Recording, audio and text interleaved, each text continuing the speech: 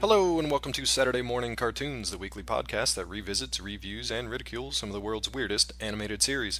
We've got a very special episode for you guys today. This is our 10th episode of the podcast. Very, very excited. Yay. Hey, everybody, woo, Woo! round of applause.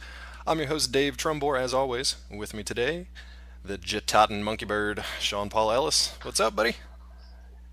David, There he how are is, you? with his glorious introduction. I love it.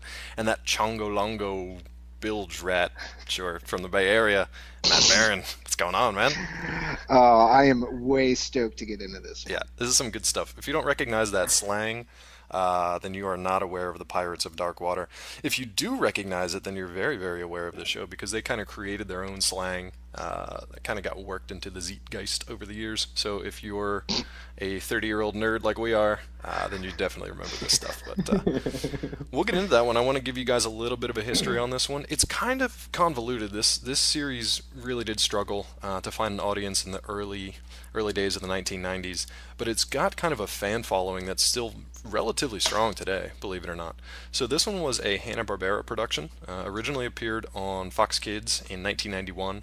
It was originally a 5-episode miniseries. Now, in that 5-episode miniseries, we'll talk about these characters once we get into it, but a guy by the name of Roddy McDowall voiced a character named Niddler in the original 5 episodes. What Hanna-Barbera then did was they revised and sort of revamped these original episodes for a rebroadcast later on in 1991, just later on, and they brought Frank Welker in to actually do the voice for Niddler, as well as a ton of other characters. Frank Welker we've talked about a number of times on the show. We'll probably reference him more as we get into the other characters. But that's just an interesting kind of like side note for fans of the series that Welker replaced McDowell. So you've got your first 5 episodes. There were only a total of 21 ever produced. There are some rumors out there that there's some, kind of mysterious content that was produced, whether it was concept art or clips or full episodes. That's never really come up since 1994 is pretty much the last time anybody's seen anything relatively new from Pirates of Dark Water. So you had the 5 episode miniseries to start it. You had an 8 episode quote unquote season 1 on ABC. ABC dropped it. Fox picked it up for the last 8 episodes, and it's mostly because creator David Kirshner and producer Kaz Anzalati, I hope I'm pronouncing that right, really, really pushed to get these last 8 episodes in, just so it didn't end way prematurely. Now, according to most fans, it still ended way prematurely, but that's what we got. So, unfortunately, that's all we have for Pirates of Dark Water. But to give you an idea of what the show was actually about, I'm gonna turn it over to Matt.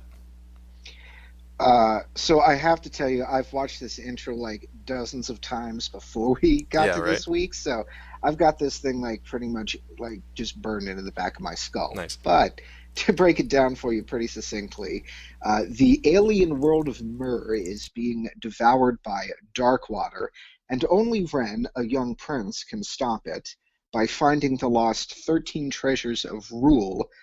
Uh, At his side is a unlikely but loyal crew of misfits, and at his back is the evil pirate Lord Bloth, who will stop at nothing to get the treasures for himself. Yada yada yada. High adventures, Pirates of Dark Water. Yeah, High Adventures on the Sea, Alien Planet, all that good stuff. Yeah, it was great though. I mean, I still remembered. We've talked about this on previous shows where we have memories of these shows that are 20, 25 years old. We don't know if they're going to quite hold up. I'm happy to say that the episodes that I did watch were still good. Like they still do hold up today. There's a couple little goofy things here and there, still kind of kidsy. Yeah, But this was one of those that kind of series. like that like Saturday morning cartoon kitsch. Yeah, kind of like the knuckleheads like all clunking their heads together and falling Yeah, over. There's a lot of that stuff. But there was a Oh, lot of good Conk. serious stuff too. Yeah, Conk especially, yeah, and his idiot henchman. It was like Um, two weird leather daddies that were with him for like the yeah, yeah. That was majority of kind the of weird. first like 7 episodes. yeah. There's some weird sort of like Mad Max kind of get up stuff.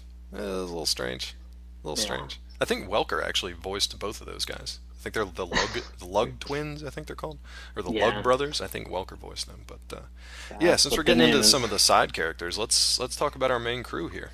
Um, so yeah, we can. Okay, so let's see. What was it on? There was Ren, Ayaz, and Tula and they were on what was the name of that Oh, ship? the Wraith, The brother. Wraith. It's the I Come Wraith. was just like, on. I was like, God damn it, There what are is it? literally But two ships, two well, I named knew, but ships. I was thinking of In Blot's the ship, and I entire was like, world of Myr, there's no, pretty much no. only two ships that are on the sea at any given Well, actually, time, That have which names makes what the was anyway. Wraith hilarious? so incredibly easy to track. Yeah. Well, it's not that one. Up, it's that one. Oh, it's the Yeah, other one. It's either the yeah, giant bone ship. The, yeah. the, If it's the not, Maelstrom. Right, right. yeah, if it's not the one we're on, it's got to be that one Oh, over there. must be Yeah. the other one. Yeah, it's funny that so you got this alien world that's like it's basically water world, because it's That's just exactly what I thought oh my too. god, Yeah. just so much water, and it's cool. I mean, you can do that in an animated series because it doesn't matter if you're drawing jungle, land, desert, ocean. Doesn't matter if you're doing a live action. That's obviously way more expensive. Um, but yeah, you've got this alien world that's a water world, and you've really only got two named ships that are out there. Now we do see another like navy in the first couple of episodes, but again, that's Right. getting ahead of ourselves. So let's start at the beginning here. We're not going to go through the entire episode kind of beat by beat, but the first episode obviously introduces our hero characters, starting with Ren. So anybody want to give us an introduction to how we meet young Mr. Ren? He is a lighthouse keeper, Mm-hmm. and he sees a ship that is like down against like the rocks, and he's like, "Oh man, I have to go save him." Like Yeah, there's he no, done there's fucked almost up no his like, job already. He wasn't yeah, doing real like good at the not light. only like the lighthouse, like this lighthouse, like they are in the middle of like a terrible storm, and the light that is in said lighthouse, the whole reason, like the namesake of the stupid building, is not even on. Like he's already doing like his review, his annual assessment would just be like, you didn't even turn on the light in You the had lighthouse. one Like, what job. like you one job. That's it. Like, and he just didn't accomplish it. So he sees this like ship that's like down, Yeah, it's like kind of foundering on crashed the against rocks. like crashed Yeah. against like all the rocks, and like it just kind of like the reason I say that is I preface everything with that is this, you realize like in that instant like just how foolhardy Ren as a character really is. Like he is ridiculously optimistic, Oh yeah, very but gung ho. just a dummy. Yeah, he's I a dumb mean- kid. He's basically a teenager, so I mean that gives him room to grow, but it also gives him kind of like heroic qualities. Like he's a goof. He runs headlong into things. Yeah, he'll figure it out on his way. Yeah, So, I mean he's brave. I Oh, mean very. I'll give him that. But I mean like they're just like it's something that occurs throughout all the episodes that I had a chance to watch, where you're just like, oh my god, like if you would take 3 seconds and just think about what you're about to do, you would save yourself a world of pain and frustration. It's interesting though Dum because dum. he's really noble though too. We can get to a couple examples Yeah. of that later, but his Well, yeah, go ahead. yeah, I was gonna say, like, I mean, just right when he, saves the guy Yeah, who yeah. was like in that ship. He doesn't know I this mean, guy. He had no idea Yeah, who he is. exactly. And then like he has his mind completely blown by. He's like, oh wait, that was my dad. And then Yeah. like, what was it? Well, I actually openly laughed at this like emotional moment for Oh Ren, my but god, I was when- crying. Like it what- was so funny. when the sea just sucks the guy Yep, back. he's so to paint this picture. All right, so Ren Yeah, has like my son immediately dies. Sea sucks him out. I'd be like, wait, he's like, Well, like, well, it peace took out. his- See you later. Good luck. It's like the wave knocks him back, but it takes his dad back out to the sea. Yep. it was And, like he's Bernie's like- weekend at Octopon. Yeah, it's just, like there's like 2 seconds where he's just like, huh, that's weird. And then like he goes back up in the house, and like the woman that's like his caretaker is just Right. like, oh no, that was your dad. And he's like, what? Yeah, she's like, oh Yeah. yeah, by the way, Oh, that guy down there, Yeah, yeah, totally by your the dad. way, I've your got this. prince, Yeah. here's a sword. Here's a broken sword I've been holding behind yeah. this brick in the fireplace for 17 years. Other than the Like, fact that way it's to, broken way in to half, tell it's in somebody good to shape. embark on a quest and then give him like a half a weapon. They never explain it. Like, what the hell do I do with this thing? My dad just got sucked out to sea. I only knew him for 30 seconds. I think I need maybe a minute to like kind of digest what just happened. I do like that he comes back in though, and he's like, "There's some crazy guy. I rescued him, and then he told me he was my dad, and then he drowned. It's a Monday. What are you gonna do?" that Yeah, was it your was a dad, full morning. David. Yeah, it's like, well, time for lunch. Yeah. Yeah, basically. So Primus. It's King Primus. He's a king of Octopon. We find out he was actually prisoner of this pirate lord, who's this big slovenly beast of a man that we'll get into in a little bit. He was a prisoner aboard his ship. He escaped and crashed ashore coincidentally enough, where his son was at the lighthouse. So it was this weird kind of like glowing. I didn't understand exactly what was happening. He gave him this like glowing sight. Did you guys pick up on that? He kind of like Yeah, touched Yeah, yeah, his yeah. hand, and yeah, it was torn right from the pages of The Giver. yeah, I could see that. Yeah, he gave him all his memories. He's basically like, dude, what But do you see? And he's like, I see a lot of weird blue glowing stuff. What's that building over there? And he's like, that could be the city of Octopon if you rebuild it. All right, gotta go. And then the wave Right. sucks him back out. So yeah, I think like surfs King up. Primus also yeah, right. gave Ren like the ability to just. So like here's the thing Yeah, is that obviously Ren is obviously the main yeah, protagonist, and like the problem is that nobody believes him that he's like the king of Primus or he's the son of right. Primus, and so like Because for a he's lot got of no episodes. proof other than Yeah, like I his mean, there's actions. no, yeah, exactly, and so like there's nothing there like uh, whatever. It's the challenge is that like he complains about it in so many episodes. He's like, I wish somebody would take me seriously. I'm like, well, if you stop Yeah, bitching, stop whining like and do something. just stop Well, now complaining. one person who does take him seriously is the aforementioned pirate lord Bloth, who is the Sure. next person to encounter him. Now, I love the character design for everybody because it's bizarre. It's really really strange, Yeah, yeah, yeah. but it's cool. It's very like eye catching. It's very bold, but it's different too. It's got a very like professional edge to it. Like you could tell that the animators really put some time into these guys. But Bloth is probably my favorite design because he's enormous. I mean, the guy is Oh huge. yeah, he's like 3 times the size of Ren. Like anybody else, not just like in girth, but like in height too. He's Yeah, not just like a fat slob. Like he's a huge mountain of a man. The guy is, and he's all scarred up, and he's got like yellow eyes, and one's like scarred over, and he's got tats, and he's got like spikes and everything on him. He's got like a half chewed ear, like really really bizarre but cool character details. So obviously you know right off the bat, like this guy is not to be fucked with, and he's probably gonna be the series villain. Just going out on a limb yeah, here. yeah. Yeah. So now we get introduced to an interesting character that if you're a fan of the flying monkeys from, the Wizard of Oz, maybe you like these guys, the monkey birds. Maybe you don't. How do you feel about the monkey birds? I thought it was actually like Nibbler was, I think, kind of.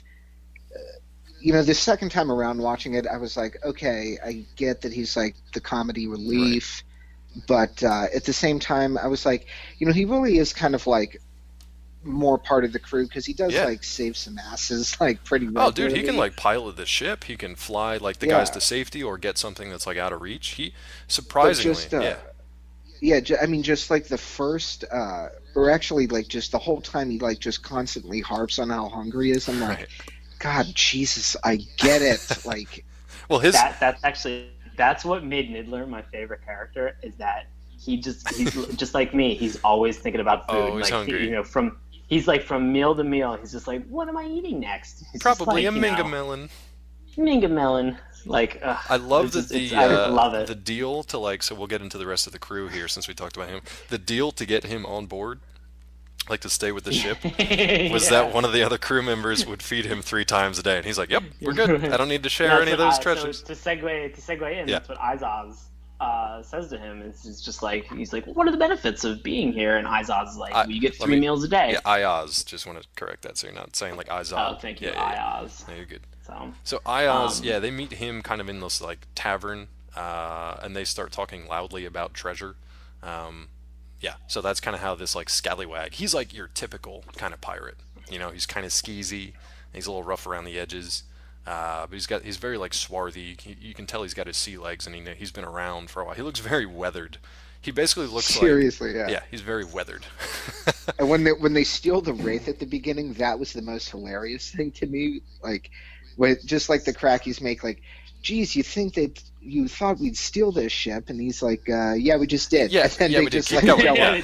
he's a hurry up, get the which is hell out of here. amazing. Which is amazing because Ren has so many conflicts Right. with himself later on in the series where he's just like, oh, we can't steal from people. I'm like, your fucking mode of Yeah. transportation, you stole right out the gate. And you're still You're riding just around like, in it. You're just like, we don't need to take it back. I mean, like we're already on it. Like I'm already Yeah, comfortable. you got your Like, moral compass a little late there, didn't you? yeah, exactly. And it's great too. Like the ship is amazing, and I think they reference it later on in like later episodes. I think they do actually pay attention to that detail, and they find like who owned it previously or who won it from somebody else, like who kind of owns the title to this thing, because they run Yeah, yeah. across. There's actually Yeah, there's like a big history yeah, about the Wraith itself. dude, and that's so Um, cool. I love yeah, that which is that it's very detail. interesting. Yeah, very neat. And it's cool because the ship is not only like, so it's a small kind of like sloop. It's very fast. It's dwarfed completely by Bloth's massive maelstrom ship, but it can do cool Right. stuff like, oh, I don't know, go over a waterfall and then just kind of like glide in the Yeah, yeah. sky. The Yeah. main sail can actually be removed, and it turns into like a hang glider, Yeah, it's and pretty they strange. use it like there are times like where they'll just veer off the side of The like world, I don't know basically. Yeah, a waterfall, and just and the sail just like catches the wind and like guides them down. I think that's actually probably what my favorite thing about this show, because I like the two of you who watched yeah. this show, like I think I only kind of I maybe watched one episode on television, and I don't really remember anything Oh, about it. really? So Okay. like watching it this week was sort of a like was really my introduction to the That's show, cool. and it was not disappointing. I was not disappointed with it. Like it was very good, and I enjoyed it. You know, it was, but like that, the whole idea of like the Wraith having a much deeper history than like what's Yeah, present initially makes the lore of this of Myrrh so interesting. Like there were times where I was just like, oh man, like I could really just use like an episode that just explains a little bit more exposition about like what Ayaz did right. previously, what, like where the ship came from, which thankfully you get, and so there were just all these things that I like as I'm watching it, I'm just like, oh my god, like I really hope that they talk more about this And that's thing, crazy because and you never really hear that when we talk about any kind of shows, whether it's an animated series or anything. You're never like, man, I wish they had more exposition, because they usually oh layer it yeah, on pretty thick. But this show is so and rich. Yeah. I mean, I think the thing, like, I kind of equate this to Exo Squad. Hmm. Like, Exo Squad had a very rich history, it had a very complicated, like, involved plot, and like, and sadly, both of them, I think, only got like 20 something Yeah. episodes, Yeah. and then were cut I short. think they You were know, really and ahead that, of their time because it wasn't. We yeah, weren't getting these kind of a little bit more serious. Now, granted, you got a monkey bird run around eating melons and dropping melons on people's heads, but uh, it's kind of the fate of the world kind of thing that this kid is and his team are in a quest for. They're basically trying to save the world. and right, Yeah. and to round out the final character that is participating Right. in that quest, it is Tula. Right. And so she's I don't know how to say this other than like you find out later she has some special skills. Yeah, it's interesting. They But didn't. she I feel like they simply didn't decide on that early on. They were like, we'll just make her like a waitress, and then she shows up and she can like kind of sail and she can kind of kick ass, but we don't have anything well, I special mean, for her like to do. you find out much later on Hmm. that like her real reason for jumping on the ship and kind of following Ren and Ayaz and Nidler is that she's attempting to rescue this ecomancer named Terron that is like from her home Right. island, and it's like a big deal for her to be able to. The island's called Andros, and so the whole or Andros or Andorus. something, and Yeah, so yeah. like it's so like there's like a big like it's a big deal for her to like get Terron and help him and assist him, and in the process, Terron is able to ascertain that like she also has ecomancer skills as well, and so that like gives her something else to do Right. in the show, and it gives her it sort of justifies her purpose, because like for the first like 5 episodes she's really just kind of like there are moments where she's just like, I'm a pirate and I'm swashbuckling, and you're just like, you were a barmaid like Yeah, an they didn't episode really ago. know what to Like, do what with her. are you Yeah. doing? So now she's kind of Yeah, filled in this sort of like the D&D kind of like fantasy team requirements. You've got like your hero, yeah. you've got kind of your I don't want to say scout. What's the other word for like Ayaz? Kind of your scoundrel, your rascal, your rogue. And then you've I was got gonna say rogue. yeah, Yeah. and then you've The got neutral good. neutral good. And then you've got your kind of your magic wielder, which is interesting Right. because how much do they delve into like the magic versus just like this is just a thing that it is like dark water, which we Well, can talk about in a second too, because that's almost a character in and of itself. actually, kind of the magic thing, like with Yeah, the treasures and how right. it interfaces with Ren, like, not to get into the whole episode, but like they really hit on it in The Dark Dweller, Okay. which Yeah. is kind of like it's like a psychic link between Ren and the treasures. Because he kind of says that like obligatory line to like connect it for all the watchers of the show. Right.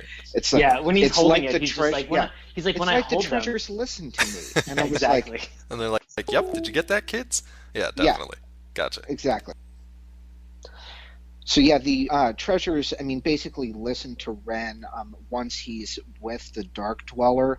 Before it was kind of like just a more, you know, kind of proximity to the Dark Water. Right. They'd like do something, like the compass.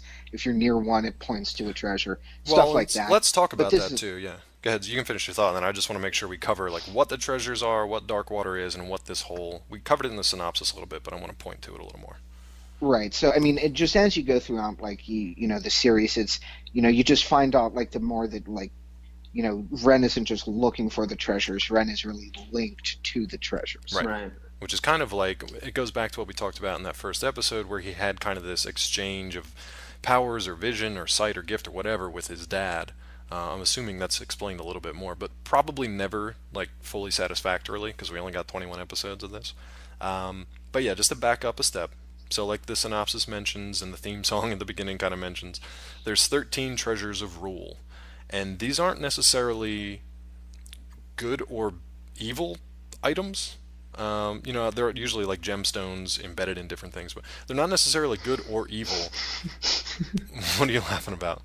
Just the fact that they're just called rule, like they're not good, they're not evil. They Yeah, have and I really, always thought it they're was like super R neutral. U L or something, and I'm like, nope, it's No, just it's R U L E. RULE. Yep, Like, just I straight know. up. you would think that I they'd be way more sinister, Right. like than what they are. Yeah, Something, I but know. yeah, I totally thought it was like RUL or something, and when I looked up like the actual like script and right. Wikipedia for the show, I'm like, oh, it's rule. Oh, it's just Uh, like to rule oh, over you. Now I get it. yeah. I was like, I get it now, but yeah.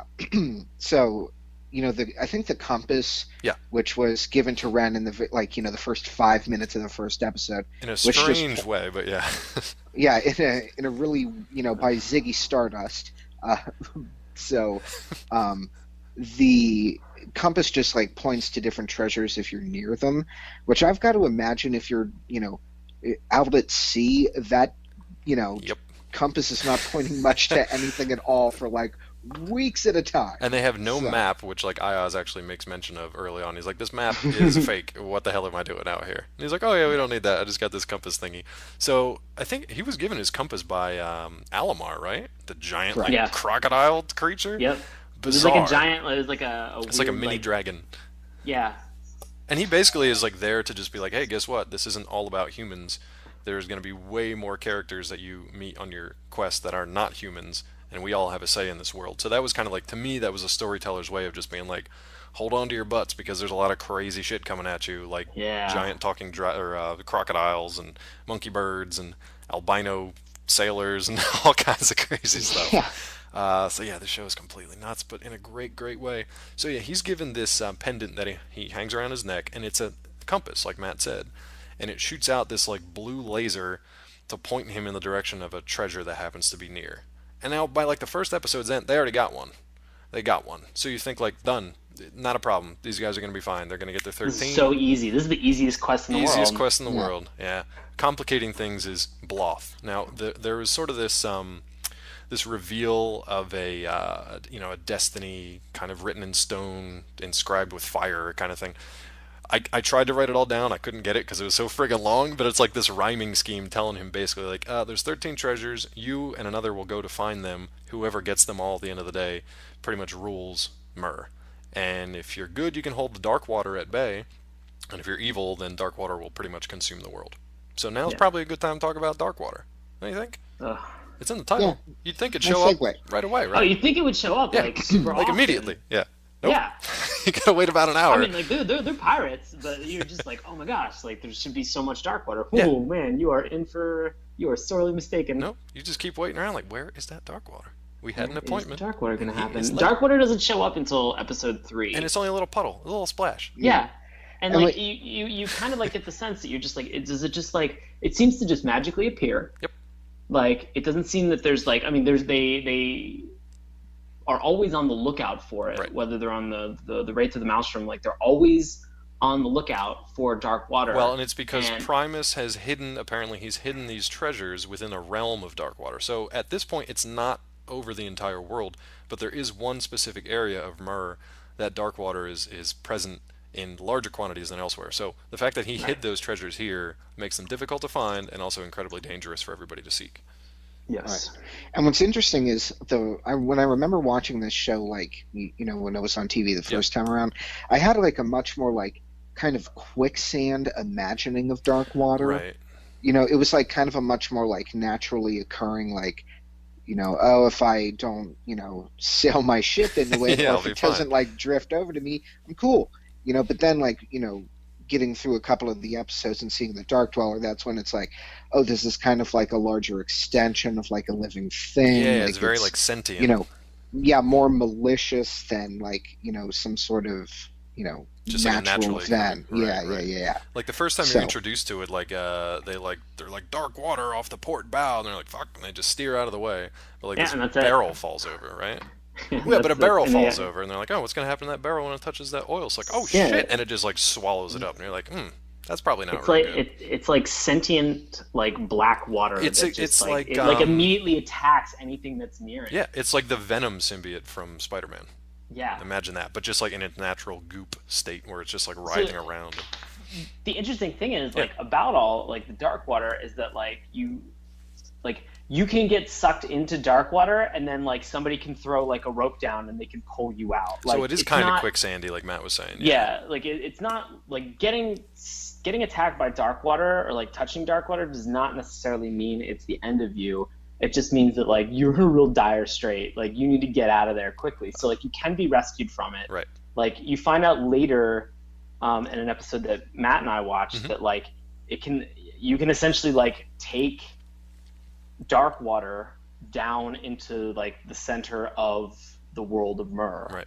And that's, I guess that kind of goes to this additional character that is sort of one of the antagonists in addition to Bloth, which is the Dark Dweller. Yeah, and you guys can talk a little bit more about him because he definitely has a big part to play later.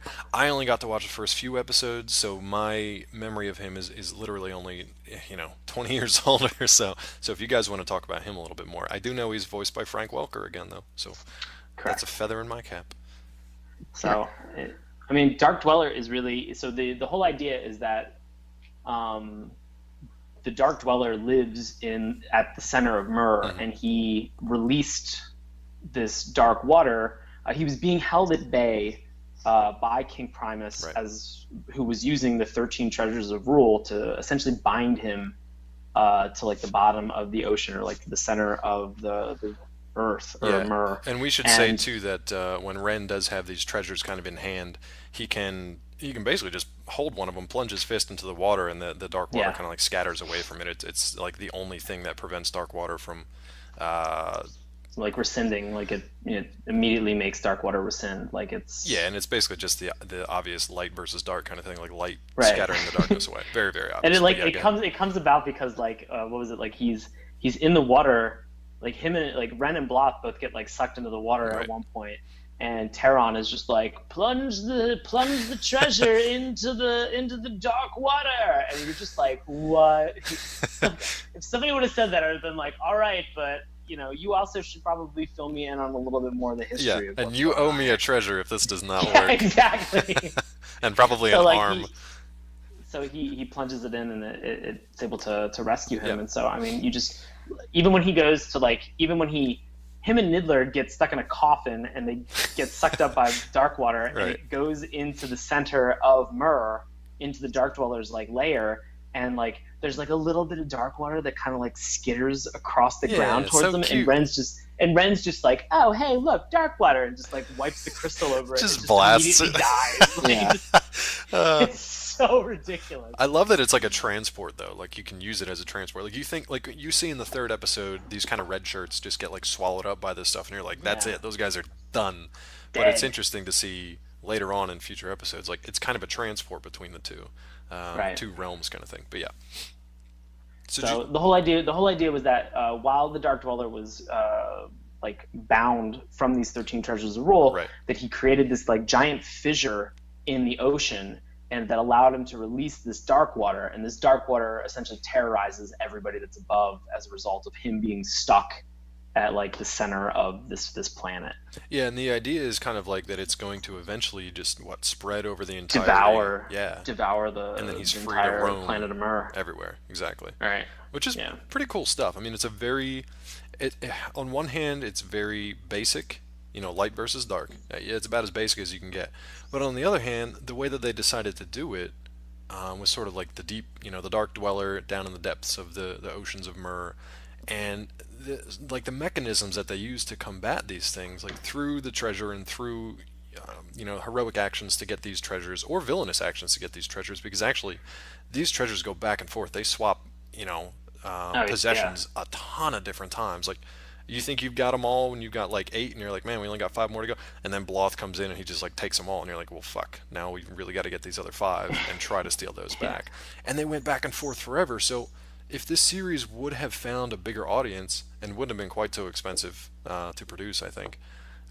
This also happened around the time that Hanna-Barbera was basically going like bankrupt, and they got bought out by AOL Time Warner. So there were a lot of like financial business things going on behind the scenes that probably caused the show to, no pun intended, sink. But man, Oh, yikes. I didn't mean it, but it really, Yeah, it really it did. happened. Dark Water won, everybody. The Dark Water won. Ugh, but it was so good. So good. Dark water is money. There's the connection. It's funny. I was trying to see, like, is it like an environmental thing? Like, are they talking about like oil spills? And not really. I don't think I never caught like. Oh, are you serious? I mean, Well, I don't know. I mean, it This whole definitely- thing foreshadowed like the whole BP oil spill. I mean, I was Directly. it predicted It predicted it. I was Straight up hoping predicted it. somebody was going to work me in for like a BP like name drop, but you beat me to The it. you Dark dirty Dweller. bastard. BP the Dark But- Dweller. So if anybody is interested in learning more about like the lore specifically about Darkwater, episode 8, Yep. The Beast and the Bell, Mm. has a lot of rich history about like the understanding of what the Darkwater is, as well as also the 13 Treasures of Rule, and the Dark Dweller has a lot of history in terms of like meeting Dark Dweller for the first time, and sort of seeing that other layer or other world that he lives in, that is like the center of Mur. Yeah, like a very different realm from the surface world. Yeah. Yeah. There's some cool I don't know stuff if- here, yeah.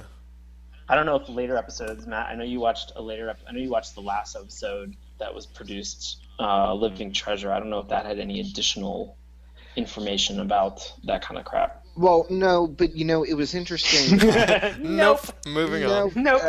Not even Let's close. just say everything came to a hard Yeah. stop in episode 21. Yeah. Basically, it was like, shut it down, we're done. But the one interesting thing was that the last treasure they found, which was this actually it really kind of reminded me of the guy that gave Ren the compass, because it was like this sort of anthropomorphic dragon, thing. Was an actual, Alamar? yeah, was an actual. Actually, it looked like kind of a baby Alamar, but it was a dragon kind of baby that was one of the treasures, and its power was that it could fix things. So like you see, like Nibbler was like going after it, and it he messed up his wing, but like the little dragon just like touched his wing, and like his feathers grew back. So at the end, they drop it off at Octopon, and like the thing like jumps over the side of the ship, climbs up on shore, and like touches one of the trees near the water. So then all the trees on Octopon like blew. So Wow. yeah, So he's like the golden I mean- child, just of Mur. yeah, pretty much. So it was, it was just an interesting thing, because it was like, okay, we're not just looking for like, gaudy chunks of jewelry. Like these things are like, one of them's like a living creature. Yeah, So- I need to look up a list of like the different treasures, at least the ones that we got to see, because I think we only saw 8 of them at different times. Yes. Yeah, Yeah. They only recovered 8 yeah. before the series ended. Right. The dragon thing was the 8th treasure that they found in episode 20. Oh, so that was the last I one. wanna go back and ask about Alamar. Like when you Yeah. when you meet Alamar for the first time, and he gives Ren the compass. I was like, oh man. I was like, this guy's a talking badass Yeah. dragon. He's like Pete's Like what a dragon, but badass. yeah, exactly. I was just like, what a cool. I was like, what a cool guy. Like this is pretty awesome. And then all of a sudden, Bloth like Yeah. enters the area. Like he like he they meet up with Ren and like they blow a hole in the wall and make it down to like where Alamar is located. And then to like take care of Alamar, like Bloth's crew just like throws grappling hooks over top of him. Everybody's And got like grappling hooks. I told you. and like yeah, like everybody's got grappling Everybody's hooks, got them. and so it's just like it's one of those things where like they throw these grappling hooks over top of Alamar. Granted, Alamar is like 3 to 4 Yeah. times minimum Let's their let's height. paint this picture. He's They been living throw- here. He's been protecting this temple for God knows how many years. He can breathe fire. He picks up Yeah. Ren with one hand to tell him Yep. to calm down after Ren basically is like, Alamar, call off your beast. And he's like, it's me, boy, and you better learn some respect. He breathes Yeah. fire. He's like an ancient warrior. He knows all this lore. And then he's brought down by a bunch of idiot pirates with grappling They hooks. they throw grappling hooks at him, Yep. and he just collapses to the done. ground and is just like, "Oh, I can't make it anymore." Like, He's, you gotta be bleh. kidding He just me. goes, Like, bleh, and he's you- done. oh, jeez. He quite literally just And like I leans to the side, just like, Ren, the quest is yours now, and he just goes, meh. He's Well, and then Ren again being so like unbelievably foolhardy and optimistic is just like, "No, I'm gonna save you," and like goes over and like knocks Yeah, off takes all the on people. like 20 pirates. dude, and I'm here's just my like, favorite part. I And made that's like notes. that's a reoccurring. Oh, go ahead. Well, I dude. made notes about this scene because Bloth sends probably 50 pirates after him. Now, granted, they took Yeah. down Alamar, apparently no problem. But this scrawny little lighthouse keeper who's never apparently had any military or weapons training in his life takes them all Right. out. How does he take them out? By basically tripping them all so that they fall into like pools of like boiling water that are down in these Yeah. fire caves. All of them. Every single one. He But I just mean, bloop, like that. bloop, bloop, That drops is like such a recurring theme in this, Yeah. where I mean, it really is just like a one versus many, for many of the crew of the Wraith, like Right. where like all of a sudden like they will be attacked. Oh, and they're super powered And- somehow. Yeah. Oh yeah, and then like they will just and like Ayaz will just be like he'll like hit one person and they'll all like just tumble on top of one another, Yeah. and you're just like, oh my god, like this guy, like Ayaz really doesn't do much in this show. Like he just He's swings a great sword. comedic relief though. He's got the and great complains. one-liners, the slang. He's got that kind of he's an anti-hero.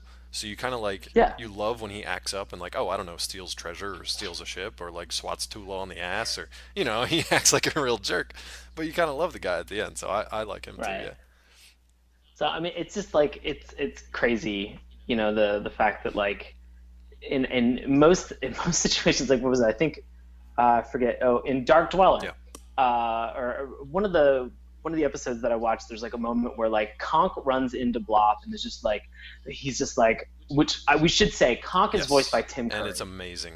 Because Conk It is is like a this fantastic- 1 foot tall, peg legged, dog faced pirate that just like rides on the back of his oh, and it's His hilarious. I leather love daddy guy. when Bloth looks at him and he's like, "What do you want, big face?" Like, I mean, that just killed me. Oh, it's so It's good. hilarious. Or the fact that Conk is like so loyal to Bloth, Yes. but Bloth, like every time he screws up, like Bloth throws Conk to to the Constrictus. the Constrictus. Like they have this giant like it kind of It's looks like a like kraken. it's like it's like a kraken alien worm that is in like the It's like, yeah, Dune meets Alien. Yep. yeah, it's in like the whole of Bloth's ship, the Maelstrom, and they just like throw people to it all the time. This freaking Constrictus, like it's the reason that Conk has one leg. Which and, did you see like, what his peg but leg Ren doubles has as? like Ren has been like thrown to it like 3 or 4 times and escapes every single time, time. completely unscathed. How lazy do you have to Like- be that you've got like this entire city-sized ship full of pirates, and you're like, ugh, throw him to Constrictus. And they're like, he gotten out the last 2 times. Nope, just throw him in. It'll be fine. It'll be fine. But I mean, like it Didn't goes. you see what happened to the Rancor? Exactly. Or the Yeah. Sarlacc. Anything. Come Yeah. on, guys. Yeah, it's just like it plays in more to Bloth's hubris. Oh yeah, I definitely. mean, he is so sure that like everything that he does is going to be super successful. Scourge of the seas of Mur, like he is just he's the baddest of the bad, and He really, I mean, you know, he and- pretty much is though, because the thing is, the good guys don't really win all that much. They just get away. Yeah, They never yeah, win. They never defeat this guy. He's got no, unlimited Yeah. pirates. He's enormous. He's ox-sized, to quote some descriptions of him. His character is ox-sized. They never yes, win. They just get away, which is all they really need to do. And yes, that's an interesting change from the typical stuff we've been talking about, where it's a good guy. It's a black hat versus white hat episode, and the white hats win. And then the next episode's the right. same thing. This has kind of like Yeah, a through line. Yeah. it's interesting in the episode 21 Hmm. they were on an island with kind of like just like a bunch of disposable characters Hmm. who like lived there that were like kind of Amazonian Xena style warriors, but Nice. those were the that was like the first time like Bloth actually got like turned back Oh, was interesting. because of these Interesting. like yeah like these like the Amazonians plus like Ren and Tula and Huh. Ayaz like they're escaping, the Amazonians are fighting like Bloth is trying to get to Ren, yada yada yada, like, and they actually get like turned back. It wasn't like one of those, oh, they like slip through the grip like one more time. Right. So No, that's interesting. And I mean, the show did a really good job at keeping it fresh. I mean, granted, it was only 21 episodes. Maybe by 65, 85, it would have gotten kind of tired. But man, there's just so much more. That we've got so many more questions. There were so many more things I wanted to see, and they showed a lot of that stuff in here. They show the different races, like we talked about, or the different nations yeah, or islands or cities or the anything. world was Oh, huge. it's I would have, enormous. and that Oh my was the God, one of yeah. the crazy things is like, you kind of got the feeling maybe like once you get to the early teen number episodes Hmm. where, you could really have gone 5 or 6 seasons comfortably with this show. Like Yeah. you could go like those the shows we've watched where you're like, Jesus Christ, how did they make 85 of these Right. things? Like, Yeah. but you look at this show and it's like, I mean, my obvious love of this show the first time it was on TV, like 85 episodes, you could have like, I mean, yeah, there would have been some recycling of like they escaped again and like this and that, but in 21 like I really feel like they just got the tip of the iceberg. Well, and we talked about this offline too when we were discussing kind of like what episodes we watched and how we were liking it. The pacing of this show is Yeah. ridiculous, like way, way too fast. Now, granted, that's That was my only complaint yeah, about the entire show is that like I mean from the time like Ren's dad shows up on the beach, and gets immediately sucked back into the ocean. Yeah, yeah, and gets sucked back into the ocean, it's like it's a couple minutes before he's meeting Alamar right. and like fighting back Bloth and all these pirates. Like it is so quick. It's like almost like Botsmaster pace, where it was just like we did this and then we did this and then we did this and then we Yeah, did this and there were no it's wipes. very Like I like mean, it's caffeine just fueled. Yeah, it Yeah. flowed seamlessly from like one thing to the right. next, and it leaves you asking so many questions. And I think a lot of the times, like as we were saying, like there are these instances where like Ren or Ayaz or Tula is battling like 20 different pirates, from Bloth's gang, and like Hmm. they fight them all back like valiantly, and it's like one sword swipe and it's done. It feels like there's so much Deus Ex Machina that is in this. Like it just feels like everything is just like, oh yeah, we did like I swung my sword and then we just won, Yeah, and and you're just like oh my god, like it got a little bit frustrating right. in those like first 9 episodes that I watched, Hmm. because I was just like, oh, they are just Just doing blowing this through it. every time. Like Yeah, Yeah. they don't even care. It got a little bit annoying because things were going like so quickly. Because I think in those first 9 episodes, they got like 4 of the 8 treasures that are like of rule right. Well, that man, they no, were going to like, see, collect. by Like what number was Dark Dweller? I think that was like I 12. think that was uh, I thought it was 12 too, but I could be wrong. Yeah, it's not like okay, 13. 13 was okay. Dark Dweller. So 13, they had 7 treasures by 13. Yeah. Yeah. Between 13 to 21, they got 0 more, and in 21 they get 8. Well, now here I'll kind of try to explain that why. So the first 5 episodes again were that mini series. So they kind of had to introduce these guys. This is why Darkwater didn't show up till episode 3, because that's kind of like your middle point. So you've introduced the good and bad guys, what their quest is, and then you throw this Darkwater in as like this weird kind of like wild card, and you're like, okay, how are they going to overcome that? And that's your first 5 episodes. The next run was 6 through 13, I guess. And then the last run, the problem was with this show, it was produced in such weird chunks that I'm amazed they have any of the continuity that they actually have. I think for those last 7 or 8, they were like, man, we really blitzed through half of our story already. Yeah, Let's yeah. slow it down a little bit. Rather Well, I mean, Yeah. than, the yeah. interesting thing is that like you find as a part of the lore, I think it was in episode 7, Hmm. Drop of Darkness. Like you find out that like I believe King Primus King Primus had gone out on this quest previously, Hmm. like uh, to recapture or like re to find all the 13 treasures of rule. Like Right. he had originally bound the Dark Dweller, but then when the Dark Dweller created that fissure and or released the Dark Water, there were like several like beings that like kind of made it up to the surface to like attack like people. It was like there was one like you find out like in episode 8 that has a lot of really good history that Yeah. I highly recommend. I Like do if you're remember gonna that like now, yeah. if you want to learn more about the history of it, there's this creature called Corruptus Mm. It's a good name. that is like one. Yeah, I know. It's, I wonder what happened with that guy. yeah, I know. He was corrupt. He's a goodie. So like you find out that he was like one of the like main henchmen of the Dark Dweller that like came to the surface, and he was one of the guys that had scattered all of the different treasures Right. like around Mur. And so you find out in episode 7, right before that, that King Primus was on this mission to like find all these treasures again. And Matt, correct me if I'm wrong because I know you've seen some of the later episodes, but I think Primus only got 7 of the 13 treasures, Correct. Yeah, I was just gonna say and it so was Ren once got they one more. once they Like, get 7. It was when they were about to leave like one of the ports. Tula said, number 7 is important not only because we're more than halfway there. It's because we've recovered the 7 original treasures your father right, hid. Right, right. right. Which is a nice moment for So the young prince. Yeah, yeah, so sweet.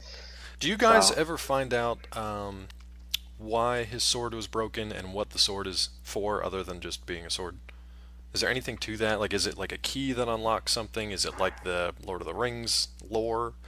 Anything like Yeah, that? not in any of the yeah, episodes not I in the saw. episodes I I saw. feel like there's got to be something there because they wouldn't be like, let's give him a sword and just break it. Like, Yeah, there's just probably in too episode much. 22. Yeah, right? There's too much attention to detail that I feel like I that mean, has to be. Yeah, I really feel like had this story continued, yeah. I felt like it would be one of those like things where they'd get like 12 of the 13 treasures, and then the compass would just like point either to the sword, or it would like in turn like point to Ren, and Or they'd be just like, glow. the 13th treasure was inside of you the What's entire inside me? time. I was Let's like, cut you out gotta his be heart. Yeah. fucking kidding me. Yeah, Like, let's cut I off would his have arm. lost my goddamn I mind. just assumed that compass was one of the treasures, to be honest with you, because it would be kind of odd that it would like be pointing to the stuff but not be tied into it somehow, other than, you know. No, no, You know, I could I see the compass not being a Okay, treasure. I mean, I could see it just sort of being like a just being beacon, a compass. which Yeah. again is like, yeah, which again is like one of the like it base.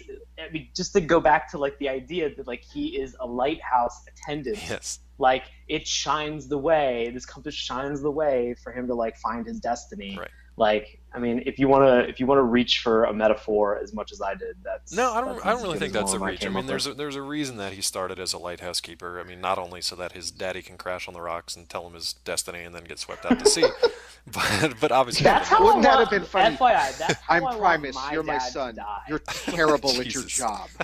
All right, see you That's later, and then just how I want. just slides back That's how I out. want my dad to die. I want my dad to like crash a boat, and me to be like, "Oh my god, it should go down," and then the sea just sucks him back out. And I'm like, Jesus. ugh. Like, But then he tells you got to save the world in the meantime. That's kind of the road. I'm down with that. All right, I fair mean, enough. here's the thing: is that he's gonna tell me that, but I'm only gonna get it like halfway. Well, to you know, finishing. and then you're just gonna quit halfway through it. What I loved though, I pictured it as like, and I laughed at that moment like you guys. I pictured it like a Family Guy thing where they do like a satire on it, and he just has like this sound effect, just like whoop when he comes up, and then just when he goes back down. It's like a slide whistle. If Yeah, they just had like played a slide, and it's like if such they an had just, emotional like, uh, and just setup the emotional setup of that point, and then just like, well, see you later, whoop, and gone. I mean, and that's like the thing that like nobody here. Like, I'm sorry. For what? Like, a, I don't want my dad to die. Like, but like, b, like, if something like that Bill, if you're happened, where like, listening, yeah, it's all good. yeah, like if something like that had happened, like.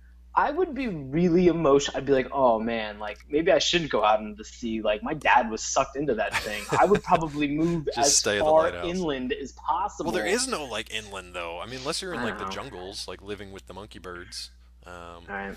or these creepy 8 foot tall albino sailors that live in the caverns. Or Oh I yeah. love this world, dude. I could watch it. I mean, I could watch 100 episodes of this stuff. Like I could have watched years and years and years of this. I'm gonna pose a question to you guys, and I'll make sure to have time for like final comments on this too. But there's been there's not really been talk. It's been talk among like the fan community. Like I think IDW, that's a comics publisher, right? IDW.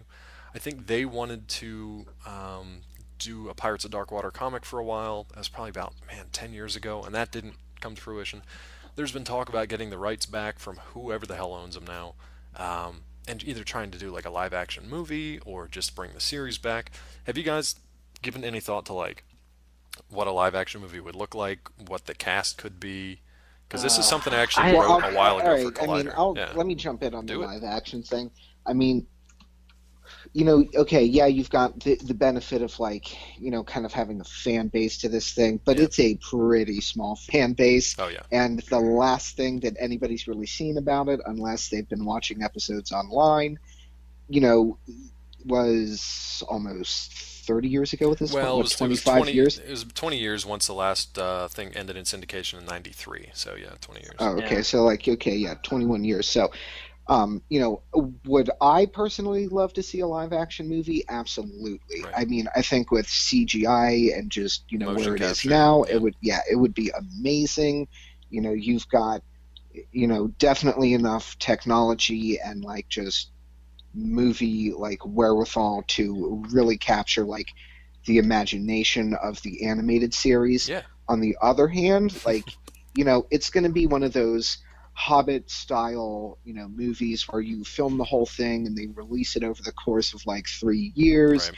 and they've got to break it up into like three 2.5 hour movies to really do it properly. Now I'm Otherwise, you're going to end up with like, Pirates of the Caribbean. Well, and that was my closest comparison because you can build a franchise out of pretty much anything these days. God knows Hollywood is doing it, and they're doing it with anything from things that were always popular like a Transformers or a Ninja Turtles, down to things like Gem and the Holograms, or I kid you not, like Ouija boards or Stretch Armstrong, shit like that. Like somebody is taking all of these nostalgic properties and saying, can we turn it into a movie? And then question, 1A, can we turn that movie into a franchise? So they're looking at all of this stuff, but this one I feel like has that potential. It just doesn't have the eyeballs on it. I would love to see it as almost like a sci-fi live-action series. As goofy as that sounds, sci-fi actually does some So decent series. I could I'm gonna. definitely see like a mini series type of thing. Miniseries would be fine to start, kind of like how they started Yeah, the. kind of like a 4 season, 12 episodes. Because like, if people are buying into the Right. popularity of Game of Thrones, Yeah, it is not a long walk to get from Game of Thrones to Pirates of it's not, Darkwater. man. Just take it out to sea, and that's pretty much it. So I'm gonna disagree with both of you. But on what? Well, fuck Well, yourself, Dylan. that's well, all the thank time we you. have for today. Oh boy. Now, what's your take? No, I really don't. I think a live action, whether it was a movie or a mini series, would be a disservice to the show. What? I just don't think it would work. I really don't think it would work. Because I don't want somebody to like James Cameron Avatar this. I mean, you'd have to. Like, Honestly, you'd have to. Well, Yeah, I don't. that's I don't fair. want it. I don't want don't that. want it. Like that's the opposite of what my goal would be. What I would love to see for this is David Kirshner. Mhm. I'd love for him to get the rights back to this, and then to have him do a Kickstarter to be able to go through. I mean, like the animation for this show when you're watching it is not fantastic. And I'm I not gotta looking, disagree. I mean, for it's 91, good. It's it's good. It's for 91. It's good. But like it's not like it's okay. I will compared to give you that. today's It compared is- to it today is though, good. it's mediocre But like or middle ground. I would like I mean I think with like in terms of like what we have animation wise Yes. now, like I would love to be able to kind of retain that style of animation from when the show was actually on the air, and create new episodes and continue and actually like finally flesh out and kind of give this the the additional time that it needs to be able to. I mean, because in these 21 episodes, like you get a lot of rich history, Right. lore, and mythos of And Mur, character and too, it like is, and a characters lot of too, and background. Yeah. it's wonderful. And I mean, I think that like if you put this like here's the thing, Hmm. this show is really kitschy. Like there are moments of it where you're just like, oh my god, but then you realize like watching it, you're just like, but I love how ridiculous this is. Like every time that like Ayaz and Tula does something dumb and Ren's just like, I don't believe it. Right. I don't believe that they'd betray me. Like believe it. They just stole stuff from people, you Again. idiot. Right. Like they again. Like it's it's just it's not like the thing that's crazy too is that like this group of four gets thrown together so hastily and quick, like Hmm. so hastily, and like 3 seconds later, Ren is just like, nobody can beat our team. I'm like, you don't even fucking know these people, bro. Like, He was gonna drop him maybe off at invest the nearest port, and they're like, "Nah, we'll I hang know, out." maybe invest a little bit more time to like know the people who are on your ship, Yeah. because like every time they talk about this, or every time you flash back to the ship, like it's not like there's additional like exposition about like, oh, well, that was a good story that you told on them. They're just like they haven't talked to each other. No. Like Tula changes clothes at one point, and they're just like, oh, we had extra clothes on ship. When the fuck did that How did happen? that Like, happen? Who they got have the no clothes? idea. Where'd you what steal them like, from?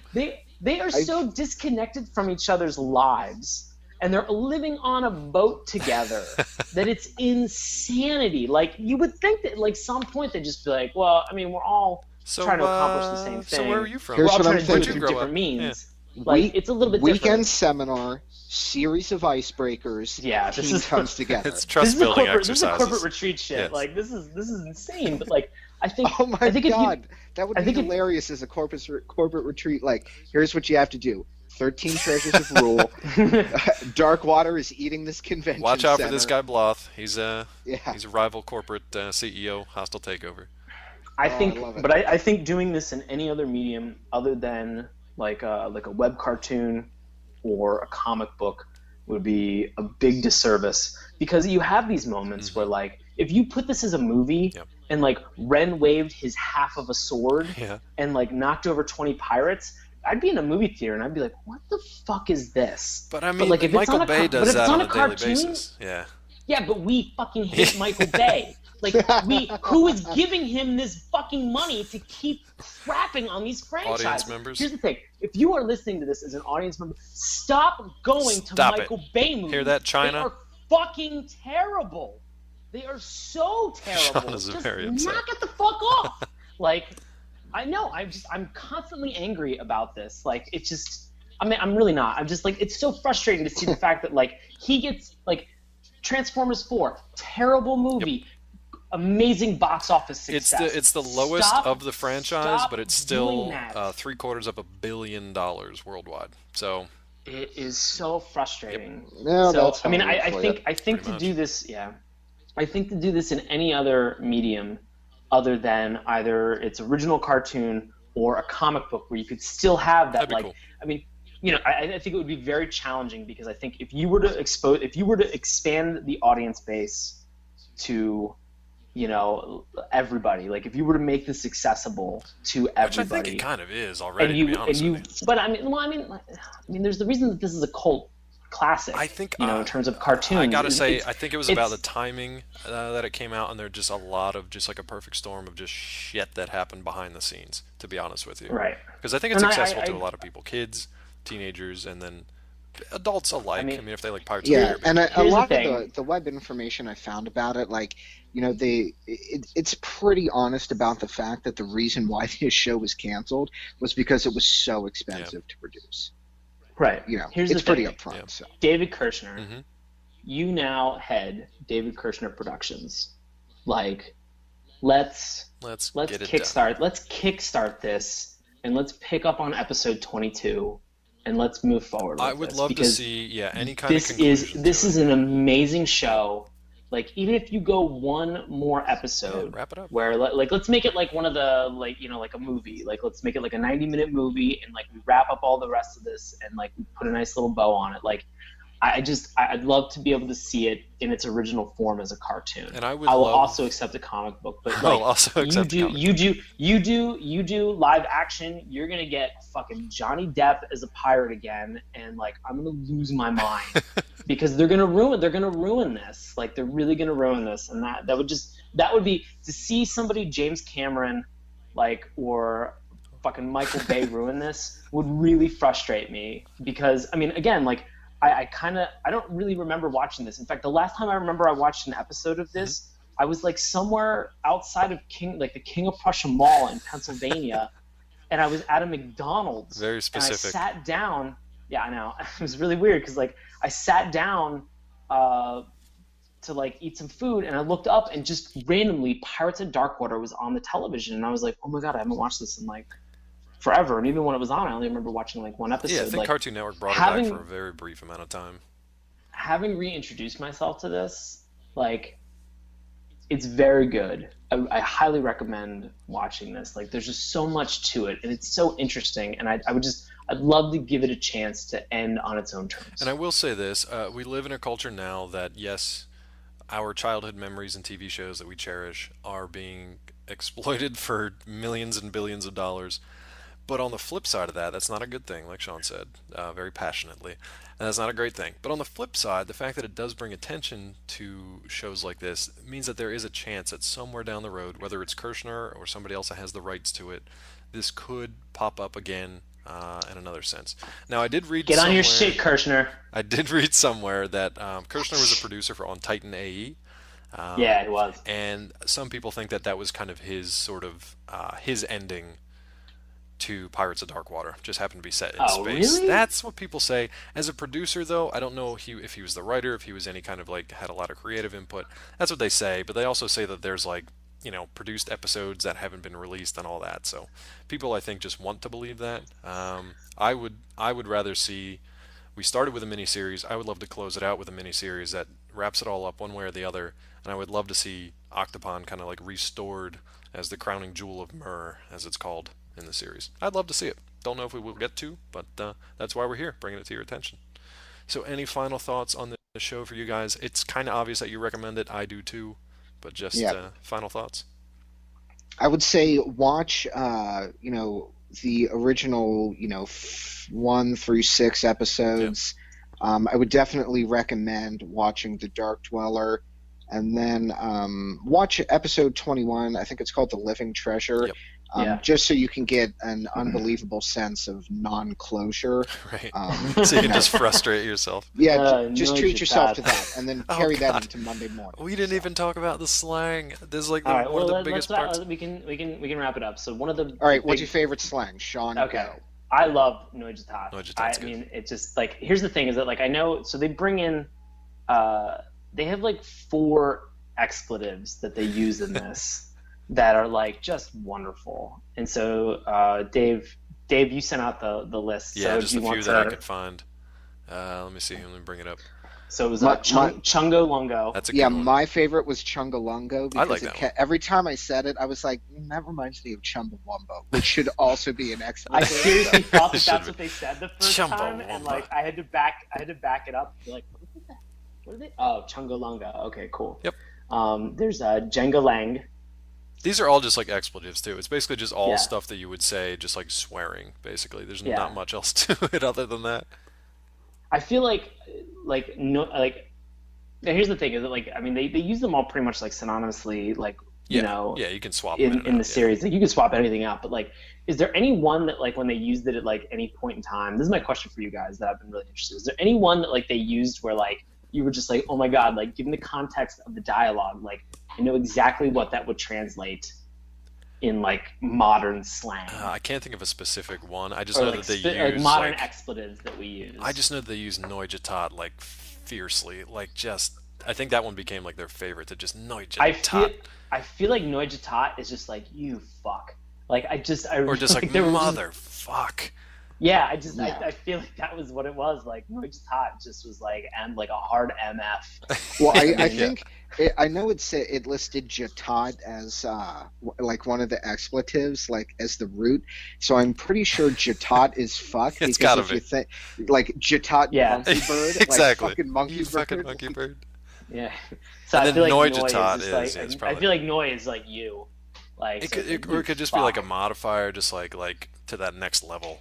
Just like Yeah. holy fuck or Oh whatever. fuck. They use Noijatat. They Constantly. swear so much in the And it's so show. good. So like if you like It's great. Battlestar Galactica or any of the shows that kind of like or on Sci-Fi Defiance, they make up kind of their own uh, their own slang, stuff like that. Lexicon. Yeah, they have their own lexicon of slang, which is awesome, and I love it. Yeah. Yeah, you'll definitely pick it up and be saying it if you watch the show even What once. is it? Scut Pango. Yeah, like Scoot Pango, Scud Pango. I don't know if I ever heard that one. So it's later. It's And there much was later like in the series. Krell eaters or like Yeah. Oh, they got so many great insults, and Bloth is always like, "Well, twist my soul." And I'm like, "Whoa, Whoa. what do I do with that?" Settle down, buddy. Twist my soul. Like when Ren escapes for the 50th time in 2 episodes. Ugh. Yeah, there's a lot of good, just like little, insults and stuff too. And not just like pirate slang, not the same old stuff. They went the extra mile to really make it their own, which I thought was really yeah. cool. Yeah, it's good stuff. Yeah, That's great. definitely check this stuff out, man. I could probably talk about this more if I had seen more episodes. I was gonna say, so the site, so this is rather hard to find. This Yeah, show. it's difficult. So if you're listening and you're just like, I'm piqued my interest. I'd like to watch more. The website Mm-hmm. That's where I watched animeonair.com them, yeah. has tons and tons of episodes. I think they actually have all 21. And there were like no ads to it. So I mean, like, thank you, Anime on the Air, Yeah, for thanks. just making this available. Like, oh man, like I Hope don't know you're what I not would have shut done down without you because guys. of our podcast. Yeah, yeah, your traffic is gonna go nowhere. It's gonna up go up by by seven. 1%. It's just gonna be the three of us just watching this show. That's what we've been doing. I will also plug piratesofdarkwater.net. It's a fan-run site. Tons of information. It's actually still pretty current. I think the last update was only maybe a month ago, maybe even more current than that. A lot of information up there. We're going to have links to this in the show notes and stuff too. And I will say, Sean, I don't know if you're going to mention this or not, but the entire series is available on DVD. Yes, yes. It's unfortunately a bare bones DVD, and by that I mean it's basically just kind of like the same quality you would see online. Yeah. There are no special features. There is no additional information. There's nothing, man. And it's just DVD. It's not Blu-ray, and it's only the 21 Yeah. episodes. The good thing is they didn't split it up into like 3 different things for $30 a piece, but it is, $30 for the 21 episodes. So a little steep. But if you're a fan and if you want to put your money where your mouth is about seeing more of this stuff, check it out. Yeah, We'll have a link up. I think it's only like $30 on Amazon, or just watch it for free on Yeah, just head over there and animeonair.com. watch them. Yeah. Just head over there and watch it. But I mean, honestly, like, if Kirshner had the rights back to this and was like, guys, I need you to like, buy this DVD or whatever, then I'd be okay with it. The fact that it's probably just going to like Time Warner's pockets, I'm a little less, less Yeah. enthusiastic about doing that. So Here's the thing: if anybody has David Kirshner's like email Yeah, or he's his still contact active. information, He's still and, active. and would love to see Pirates of Darkwater continue, I would love to have this conversation with him. We'd love to interview him. yeah, it'd be awesome. In any way, shape, or form, please email us SaturdayMorningCartoons@gmail.com. And maybe he'll be showing up at Comic-Con, so I'll put the feelers out and see if. I'd love to. I love just so much stuff. Like, this is so good. Like, it's a shame. It really is a shame. It is. But I think this- this is the most passionate we've ever been about an episode in a positive light. We've definitely been this passionate on the other side of the scale. Man, we had juxtaposition between this and Cops is ridiculous. Oh, poor Cops. Or even this one like Turbo Teen, because that show. It Oh, just sucked. goodness. But yeah, man, 10 episodes in. I'm feeling pretty good. How about you guys? Feeling well. Yeah. Yeah, it's good shit. I think we've worn Baron out. So that's pretty much the end of Well, I'm Pirates of 3 hours Darkwater today. behind you guys, so it's just settling in for mid-evening nap time. Oh, I So got mid-evening nap time. What are you, a hobbit? kinda. Jesus Christ. No, it's a tot. It's a All top monkey right. bird. Oh man. All Well, right. so what else do you guys have coming up soon? Anything you want to plug? Let you know any shows coming up, any writings coming up? Sure do. Yeah, what you got? You can see me this month. I am going to be performing at for Washington Improv Theater at the Source Theater on 14th Street in Washington D.C. in between S and T. This coming July 26th, I have two shows. I will be at the 8 p.m. Or the 8 p.m. show and the 10 p.m. show. Which I'm are performing, totally different. which are totally different. No shows are the same. So I'll be performing improv with Knox, and we are doing our own spin on TED Talks, and they're called Knox Talks. Oh, nice. So we've had some really fun. We've had two really fun shows so far this month for this run.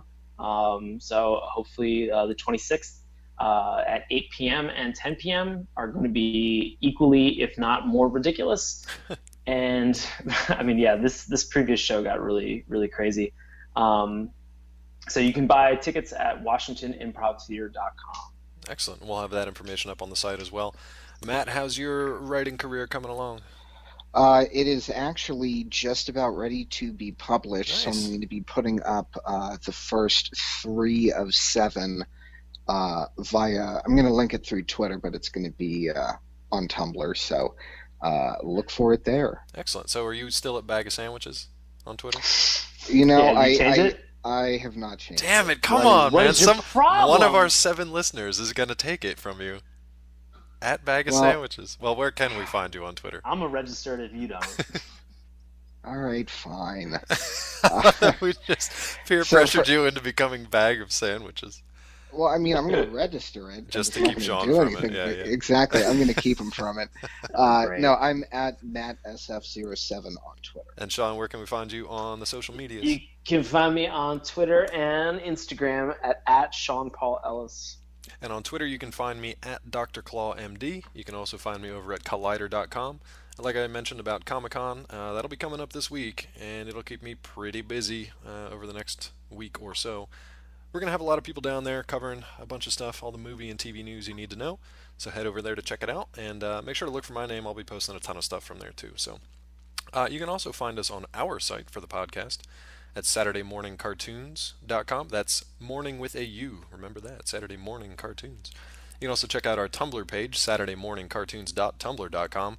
Sean's been doing a great job over there. I haven't seen it today for the Pirates of Darkwater stuff, so I'm excited to check that out. I've been posting a bunch of stuff on Pirates of Darkwater, so I'm Nice. very happy. It's going to be good stuff.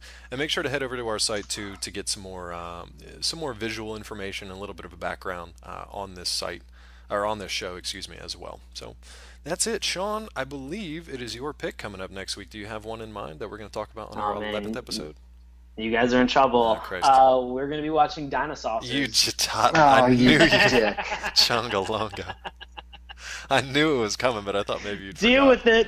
with it. You have to sing the theme song next week, though. How's that sound? Oh yeah, absolutely. Sweet. Bring your metal guitar. Oh, can't wait. All right, guys. So we will see you next time on Saturday Morning Cartoons. Thanks for listening.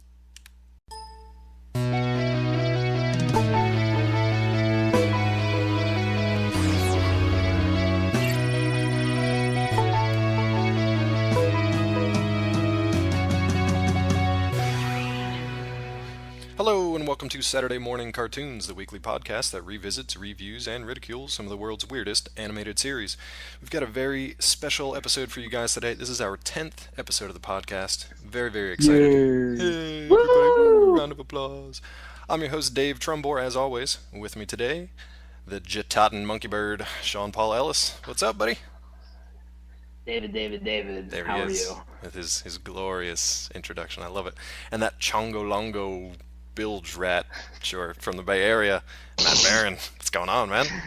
Oh, I am way stoked to get into this Yeah, one. this is some good stuff. If you don't recognize that slang, then you are not aware of the Pirates of Darkwater.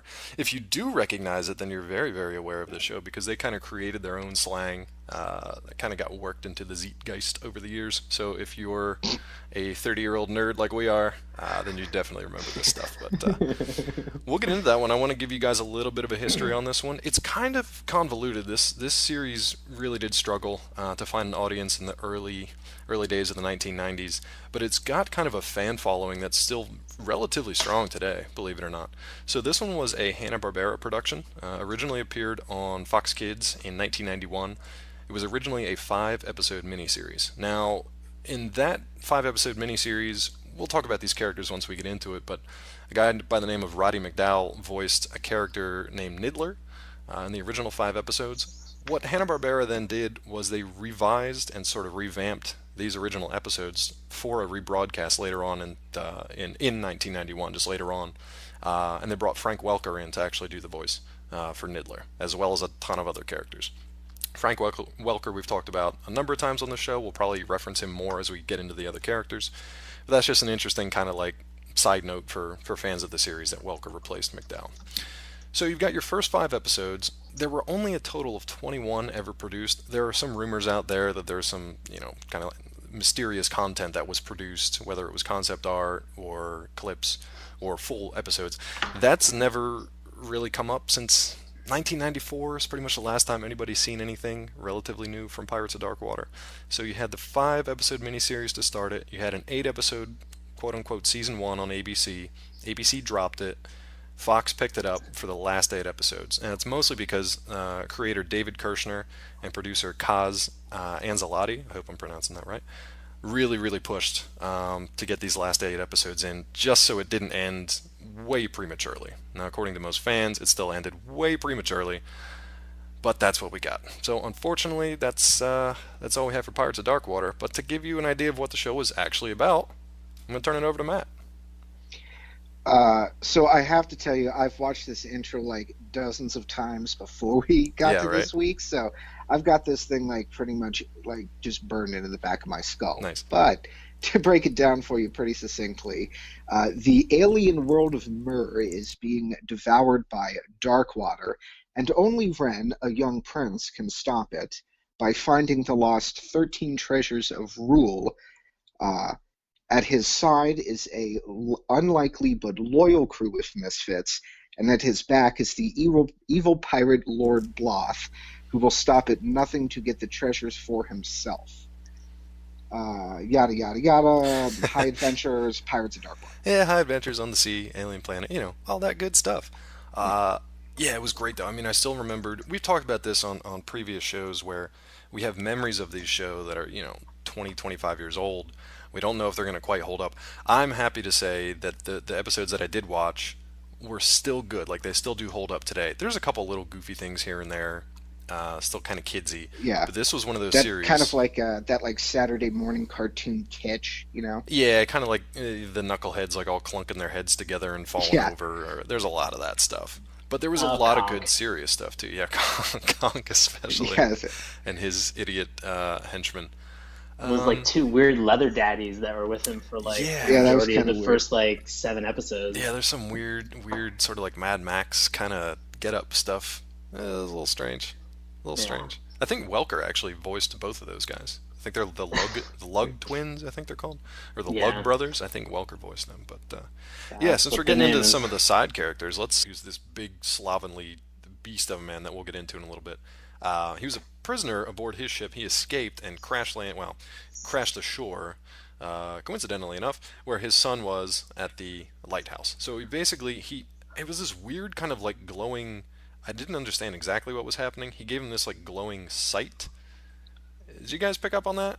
He kind of like touched his hand. It was torn right from the pages of The Giver. Yeah, I could see that. Yeah, he gave him all his memories.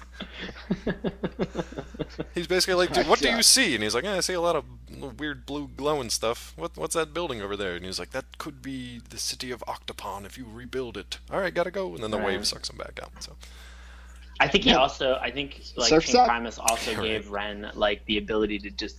So like, here's the thing: is that obviously Ren is obviously the main protagonist, and like the problem is that nobody believes him that he's like the king of Primus, or he's the son of Primus, and so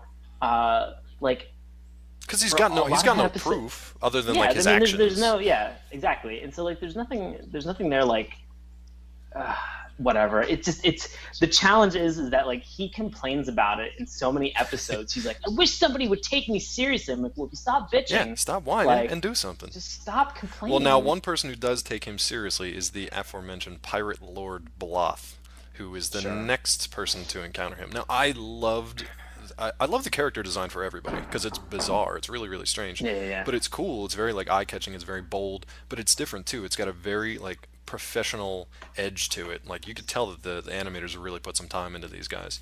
But Bloth is probably my favorite design because he's enormous. I mean, the guy's Oh huge. yeah, he's like 3 times the size of Ren.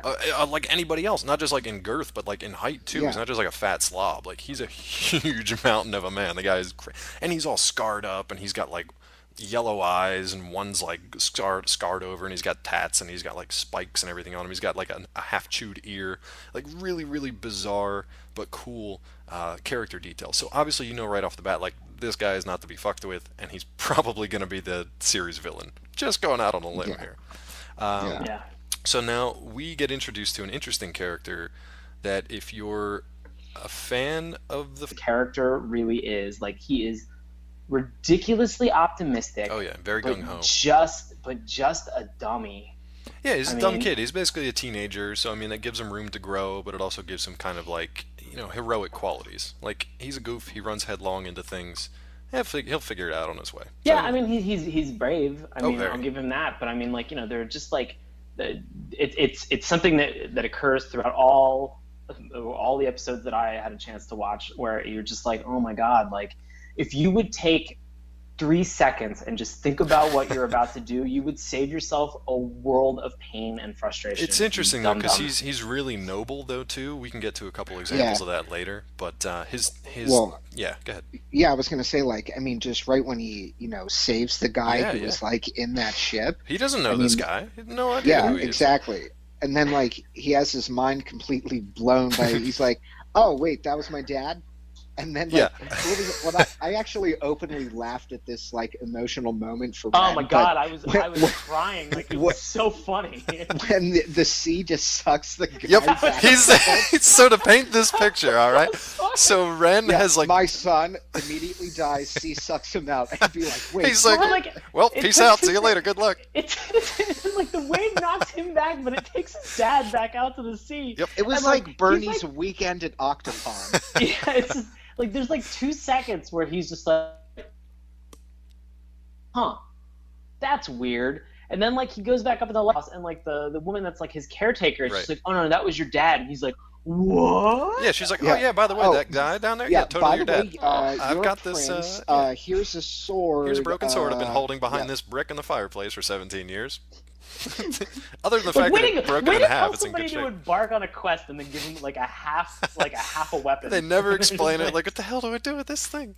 My dad just got sucked out to sea. I only knew him for 30 seconds. I think I need maybe a minute to like kind of digest what just happened. I do like that he comes back in though, and he's like, "There's some crazy guy. I rescued him, and then he told me he was my dad, and then he drowned. It's a Monday. What are you gonna do?" that Yeah, was your it was a dad, full morning. David. Yeah, it's like, well, time for lunch. Yeah. Yeah, basically. So Primus. It's King Primus. He's the king of Octopon.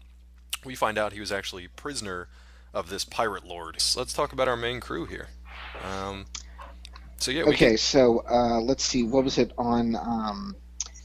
There was Ren, Ayaz, and Tula, and they were on the what was the name of that oh ship? the Wraith, brother. Wraith. The I Wraith. was just on. I was like, God damn. There are literally two ships, two Well, I named knew, ships. but I was like, I was thinking of Lost In the Ship, and I entire was like, world of Mer, no, there's pretty much no. only 2 ships that are on the sea at any given Well, time, actually, that have which names. makes What the was Wraith hilarious- so incredibly easy to track. yeah. Well, it's not that one. It's that one. Oh, it's the Yeah. other one. It's either the Yeah. giant bone ship. Yeah. The If it's the not, Maelstrom. Right, right. yeah, if it's not the one we're on, it's got to be that one Oh, over there. Must be Yeah. the other one. Yeah, it's funny that so you got this alien world that's like it's basically water world. Because That's just exactly what I thought oh too. my god, yeah. just so much water, and it's cool. I mean, you can do that in an animated series because it doesn't matter if you're drawing, jungle, land, desert, ocean. Doesn't matter if you're doing a live action. That's obviously way more expensive. But yeah, you've got this alien world that's a water world, and you've really only got two named ships that are out there. Now we do see another like navy in the first couple of episodes, but again, that's Right. getting ahead of ourselves. So let's start at the beginning here. We're not going to go through the entire episode kind of beat by beat, but the first episode obviously introduces our hero characters, starting with Ren. So anybody want to give us an introduction to how we meet young Mr. Ren? He is a lighthouse keeper, Mm-hmm. and he sees a ship that is like down against like the rocks, and he's like, "Oh man, I have to go save him." Like Yeah, he done there's fucked almost up no his like job already. He wasn't yeah, doing real like good at the not light. only like the lighthouse, like this lighthouse, like they are in the middle of like a terrible storm, and the light that is in said lighthouse, the whole reason, like the namesake of the stupid building, is not even on. Like he's already doing like his review, his annual assessment would just be like, you didn't even turn on the light in You the had lighthouse. one Like what do you job. like you one job. That's it.